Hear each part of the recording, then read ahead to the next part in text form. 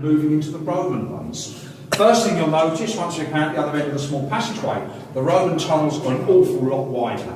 They're a totally different shape, and the echo or resonance we have here is almost non-existent there. It is to do with the shape of the tunnels. And in fact, here you've got basically tunnels with straight walls and a flat ceiling. In the Romans, you have tunnels that have a curve. So here, whenever you make a noise, it will bounce back and forth between the walls, the floors and the ceilings. In the Romans, any sound you make hits the wall, and it just runs around the wall. So you don't actually get much of an echo. There is just one thing. I'm not going down that tunnel first. Not going to tell you why. We let you go first. All we say to you is head straight down the tunnel, out the other end, keep walking straight ahead. You will come to a small chalk wall. Stop when you get to the wall. Don't climb over it, otherwise you'll go for a paddle in the pool. Wait for me there, and hopefully you don't meet anybody or anything coming the other way. Off you go. We go first, just go for it. Should be at the back. If they scream, we go that way. We go first and you come in. Are you okay? We're okay, yeah. Well, you have to keep up with me as well. Are you okay? You okay, keep going. We did last year. We do it every other year. What's your step We don't there? do it every year, but last year we had 3 nights when we did. We had sort of 150 zombies running the tunnels, and the only lighting, It's gone up. the only lighting anybody had Yeah. was those lanterns. Oh, well, we do have a tour route, but it's lit Again, with those again, lamps, and they're just on nails in the wall. Oh, it opens so up. You see this one, and when you get to that, you can just see the next one ahead of you. So you get down to the, and then you'll see the next one. So Keep you're going. walking along. Keep going, it's dark, isn't it? Because you can't see what's in the side tunnels. And last year there were 150 zombies wandering in the tunnels. So yeah, it's amazing. Can't see much in it, can you? Somebody appearing in front of something. It's dark, it's dark. Oh, lots of screaming, yeah. Being 20 feet or nearly 6 metres deep. They filled in the pond at the beginning of the Second World War to stop young children accidentally falling in and drowning Oh, this themselves. it's clear. Before it was filled in, they drained it, dredged it to see what they could find at the bottom. They came across old mining tools and other things people had dropped in over the years. But in the sludge at the bottom of the pond, they found something they weren't expecting. A human skeleton. It was taken away, it was looked at, they decided it was that of a woman. She'd have been between 25 and 40 years of age, but the skeleton was at least 150 and maybe as much as 250 years old. It sort of solved one of the mysteries of the cave system. When the place was used as a flint mine between 1780 and 1860, one of the miners' wives went missing. Her name was Mary Jane Beckett. She was never seen again. Well, the skeleton they found at the bottom of this pond would be of the right age and the right era. So maybe they found her. If it is her, of course, the question still remaining to be answered. Did she jump? Was she pushed? Was it an accident? Did she just fall in with the heavy dresses they wore at the time? Did that just pull her under? We will never know. But since 1860, in this part of the cave system, there have been rumours of a woman seen wandering the tunnels. I've never seen her. People who have say she comes from that direction. She will walk through this chamber and up the little entrance passageway you just came down. And that's the reason I come down here first. I don't think you want to walk into her one day coming in the opposite direction. Until 1976, there was a challenge issued here. If you were over the age of 21, you could come and spend 12 hours any night of the week on your own by this pond. Brought in by a guide, you'd be left here with 3 candles, a flask of tea, a coffee and a chair. The guide retreated to the surface. They left a trail of flour. If you decided to leave, you would follow that trail all the way to the exit. If you stayed the whole night, you won the magnificent sum of £5. Oh, wow. The challenge went on for 20 years. Over 100 people tried it. 8 got their £5 votes. Most followed the guide in with no problem. More often than not, by the time the guide was approaching the surface, you'd hear footsteps running up the tunnel. As the person attempting the challenge had already changed their life. It really is quite eerie down here on your own. Almost total darkness. Total silence. Just your own imagination. And the ghost story of God. That's what caused most people to fail. Not that they heard or saw anything. It was their own imaginations. We'll never do a ghost challenge. It's a weary. very weary.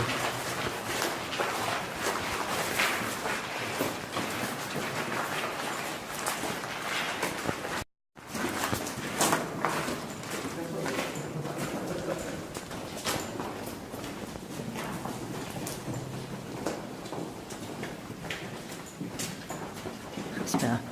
So I'm going now. You can see it goes off much further than we're going.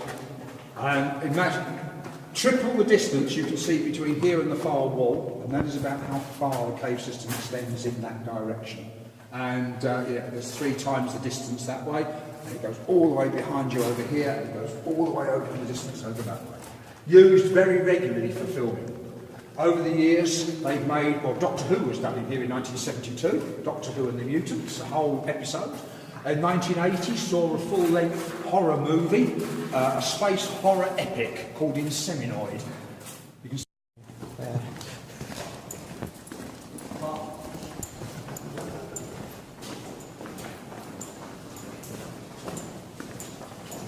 I'll put the torch on this time.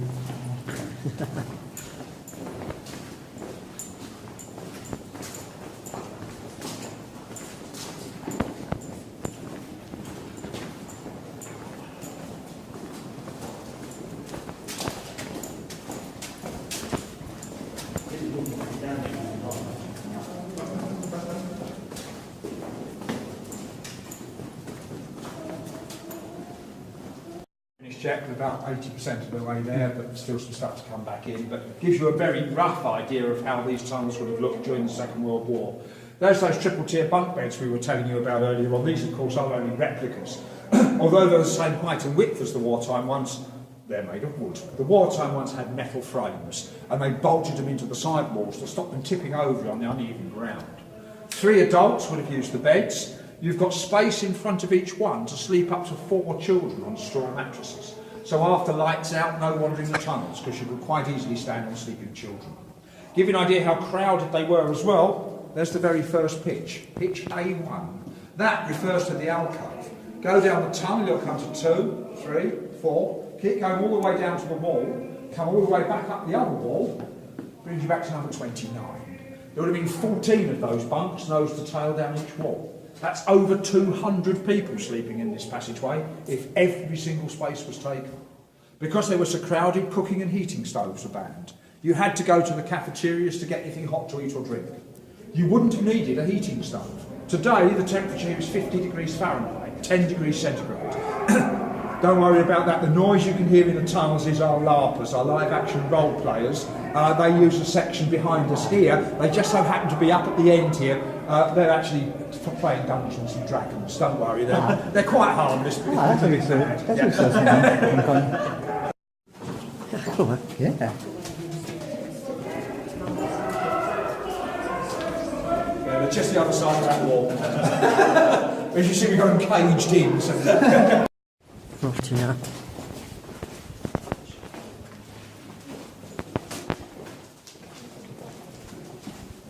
I like the entrance.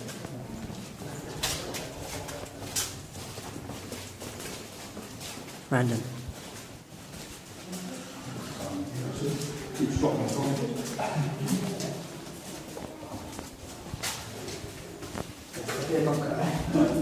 Sorry to keep dropping in there, they don't come down on loads.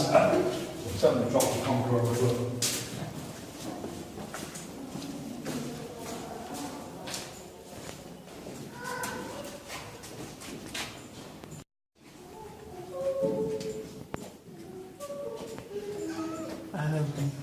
That's forward now, cool. Well, there was never anything in there, and so many people would stick their head through and go, well, what's in here then? So we stood Thornton in there for a bit of fun. You're supposed to scare the kids. He actually frightens more adults than he does the kids. Feet 7 inches high. If you are taller than 5'7", just be prepared to duck. Luckily, it's only 10 metres long, so you don't want to stay bent double for a great period, but just take care on the way through. Yeah, no, it's not my height. No, I have to duck. I should be fine. If you think you're going to, don't take the chance. Yeah. The number of people who said, oh, I'm only 5'6". I'm ducking down now. Bang! Ouch! Yeah. Oh, it's better.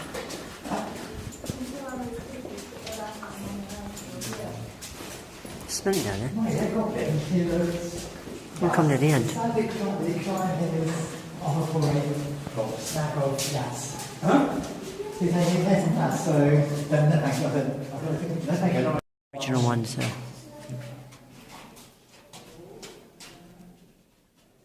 I mean, 4 days absence may involve loss of pitch. We know there were people coming from more than just the local area to get here. Areas were being heavily bombed.